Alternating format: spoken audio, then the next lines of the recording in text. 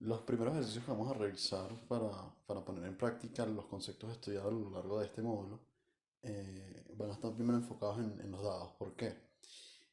Los dados cumplen con la teoría clásica. La probabilidad que ocurra un resultado del lanzamiento de un dado es equiprobable, ¿sí? En cada caso. Sin embargo, entramos al concepto del dado no balanceado. Un dado no balanceado es un dado que fue trucado, fue alterado para que sea más probable uno de los valores que del dado como tal, ¿sí? O sea, vamos a ver aplicado en la práctica que nos permite ver esa diferencia entre la teoría clásica y la teoría frecuentista y cuándo se aplica una, cuándo se aplica la otra.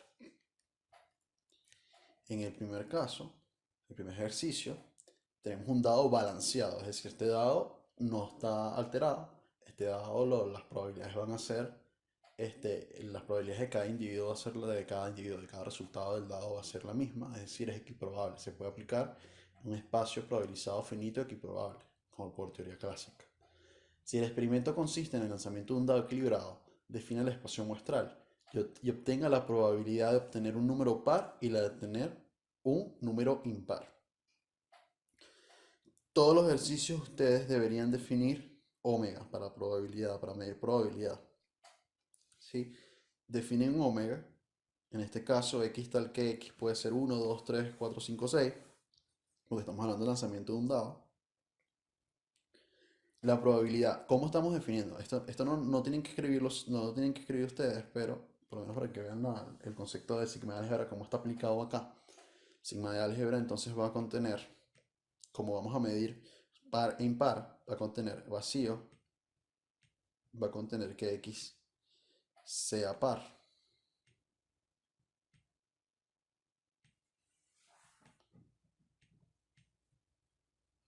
Va a contener este concepto. Va a contener que x sea impar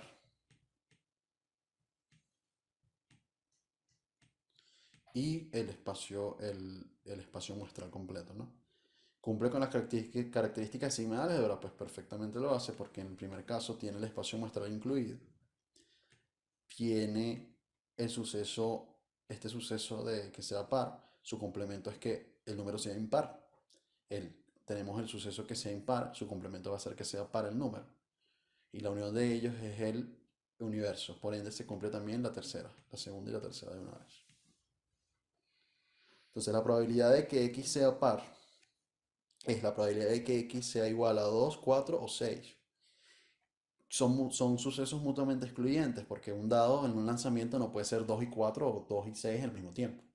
Entonces podemos aplicar la probabilidad de la unión, que esto no lo pueden también definir de esta manera. X igual a 2 unido x igual a 4 unido x igual a 6. ¿Sí? Entonces tenemos la probabilidad de x igual a 2 más la probabilidad de x igual a 4 más la probabilidad de x igual a 6.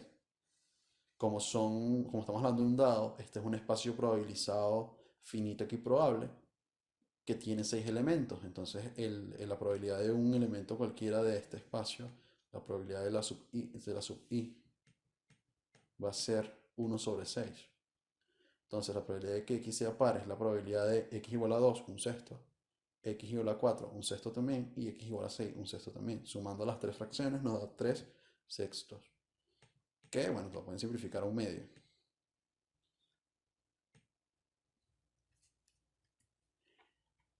Continuando, el caso para la probabilidad de x sea impar sería x igual a 1, a 3 y 5. Mismo concepto, tenemos la probabilidad de la unión de x igual a 1 unido x igual a 3 unido x igual a 5. Eso es igual a la suma de x igual a 1, de la probabilidad de x igual a 1, de la probabilidad de x igual a 3 y la probabilidad de x igual a 5. De nuevo, son equiprobables, están en un espacio probabilizado finito equiprobable. La probabilidad individual es un sexto. Entonces tenemos que probabilidad de x igual a 1, un sexto, más la probabilidad de x igual a 3, un sexto, más la probabilidad de x igual a 5, un sexto. Sumando esto da 3 sextos o un medio. Y si nos damos cuenta, se cumple el hecho de que el, la probabilidad de X sea impar, uno menos la probabilidad de X sea par. Es decir, ya nosotros sabíamos que X sea impar es complemento de que X sea par. No, podrían haberse saltado estos pasos y simplemente aplicar 1 menos probabilidad de que X sea par, que es 1 menos un medio, ¿no? Y va a dar un medio. O sea, habrían dos alternativas para resolver el problema. Ahora veamos el caso del dado no balanceado y cómo afrontarlo. ¿Sí? Este ejercicio es uno de los que genera principalmente más discordia entre los estudiantes porque se puede plantear de muchas formas. Hay bastantes formas válidas, pero tienen que tener cuidado cómo lo plantean. Esta es la forma que yo veo más lógica y matemática que se puede hacer. Suponga el lanzamiento de un dado donde el resultado es k veces más probable, donde k es el número de la cara superior del dado. Es decir, este dado está alterado de la siguiente manera. Los resultados más altos tienen más probabilidad de ocurrir que los resultados más bajos. Es decir, van a ocurrir con más frecuencias que salgan 6 y 5 que lo que puede salir 1 y 2. Pero igual definimos el espacio muestral. El espacio muestral va a ser x, tal que x sea 1, 2, 3, 4 y 5. Sigue teniendo los mismos elementos, lo que va a cambiar es la forma de medir estos elementos, pero seguimos teniendo el mismo espacio muestral. En este caso, tenemos que la probabilidad de x es igual a k, que de x igual a k va a ser igual a k por p. Este p es una variable que yo creo para tratar de medir una magnitud, una relación entre esas probabilidades. ¿Sí? Para todo k es igual a 1, 2, 3, 4, 5 y 6. O sea, va a variar y va a darle más peso a la probabilidad en función del número de la cara del lado. ¿Qué quiere decir esto? Probabilidad de x igual a 1 es igual a p. Probabilidad de x igual a 2 es igual a 2p. Probabilidad de x igual a 3 es 3p. Para 4 es 4p, para 5 es 5p y así hasta el 6 que es p. 6p. ¿Qué podemos hacer en este caso? Pues tenemos que todos están relacionados con una razón p, una probabilidad, porque como esto fue trucado de esa manera, sabemos que inherentemente existía un espacio clásico asociado que está representado por esta p.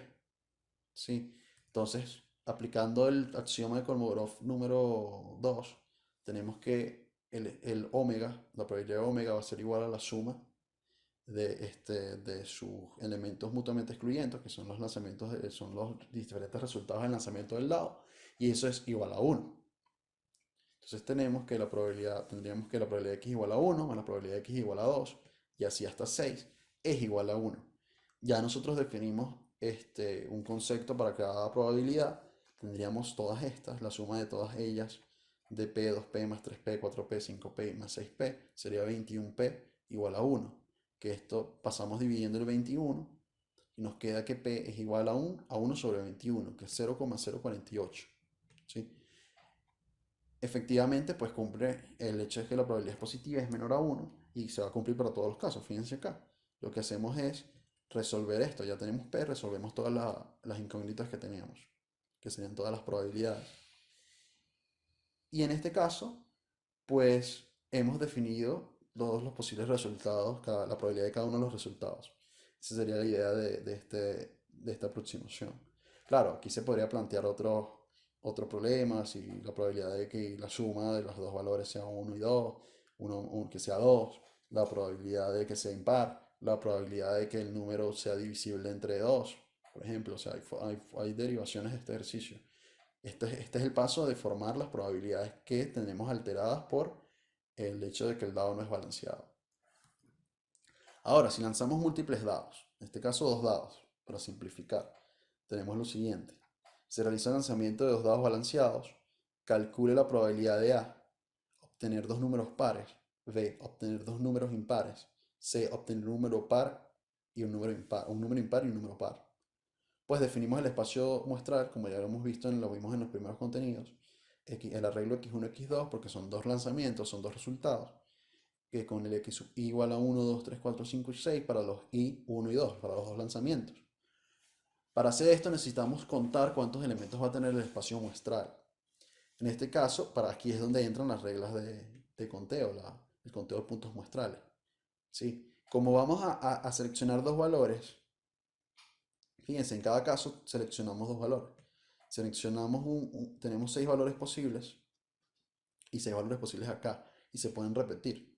Pero es indiferente como el orden realmente no va a importar en el arreglo del lanzamiento porque estamos lanzando los dados simultáneamente y que salga 4 en un dado, que salga 4 en otro no va a hacer gran diferencia. Se considera la combinación con repetición. ¿Sí? Estamos extrayendo de posibles resultados una muestra de posibles resultados que se pueden repetir los resultados y no nos importa el orden. Entonces entra combinación con repetición de 6 en 2. Esta al final me da 21 y bueno, ya tenemos aquí anotado el espacio muestral. Definimos el primer, para el apartado A, el primer suceso, que es el suceso de que los dos números sean pares. Pues esto quiere decir que x sub 1, x sub 2, tal que x sub i igual a 2, 4 y 6, o 6, para los dos lanzamientos, ¿no? En este caso es combinación con repetición de 3 en 2, serían 6. Aplicando la regla de Laplace, definiendo una probabilidad por regla de Laplace, tenemos que el número de elementos en el subconjunto A entre el número de elementos en el espacio muestral va a ser la probabilidad de A. Sería 6 entre 21, que sería igual a 2 séptimos. El apartado B, que está asociado a que obtener dos números impares, pues definimos el suceso B como el arreglo x1, x2, tal que x sub i es igual a 1, 3 y 5 para los dos lanzamientos. El resultado se va a aplicar igual combinación con repetición, donde solamente estamos obteniendo de tres posibles resultados 2 y que se pueden repetir. La probabilidad de B va a ser n sobre B, el número de elementos de B sobre el número de elementos en el espacio muestral, 6 sobre 21, 2 séptimos. Y esto tiene sentido porque si recordamos perfectamente, este, estamos hablando de dos sucesos que son, que son dos sucesos que irónicamente, ¿no? Este, son opuestos en el sentido lógico y poseen la misma probabilidad de ocurrencia. Sin embargo, fíjense que es la suma de los dos, no es como en el caso de un solo lanzamiento, no va a ser igual a 1. ¿Por qué? Porque falta el caso de que se repitan, eh, falta el caso de que no se repitan los resultados, es decir, que uno sea par y el otro sea impar. Faltaría esa medida de probabilidad, que es la incógnita que nos queda acá para que el espacio muestral dé igual a 1, haciendo esa separación de par a impar, ¿no? En este caso, tener un número par y un número impar. Sería el apartado C, que es lo que nos faltaría considerar. Entonces, el suceso C está escrito de esta manera, donde x sub 1 tiene que ser diferente a x sub 2. Sí, aquí hay un error en la diapositiva, porque no sería este número. Sería 3 por 3, por regla de la multiplicación. Quedaría 9. Sí, porque sería 3 o un número impar aquí o y un número para acá. Son tres opciones y tres opciones. Igual se considera al revés, pero no importa el orden. Tendríamos 9 acá. Entonces aquí sería 9. 9 sobre 21. Que no sería 5 séptimos. Aunque bueno, 15 sobre 21 da 5 séptimos. Realmente sería 3 séptimos. Y perfectamente sumamos de los 3 séptimos más el hecho de que sean dos impares, más el hecho de que sean dos pares. Y esto sí va a dar 7 sobre 7, que es igual a 1. Les tengan cuidado que aquí había este pelón acá. Sería 3 por 3, igual a 9, porque son tres casos posibles en el x1 y tres casos posibles en el x2. En este caso, habría que tener cuidado con la definición del subconjunto. Y al final tenemos que es 9 sobre 21, porque el omega no cambia. Sería 3 séptimos y ahora sí cuadra la suma para que todo dé 1. ¿Sí? Donde recuerden que entonces el sigma de álgebra acá lo podemos haber definido, en este caso, como el conjunto vacío, el conjunto A, el conjunto B, el conjunto C. Tenemos que incluir la unión de los tres. La unión de los tres va a ser el espacio muestral y tendríamos el sigma de álgebra asociado a este problema.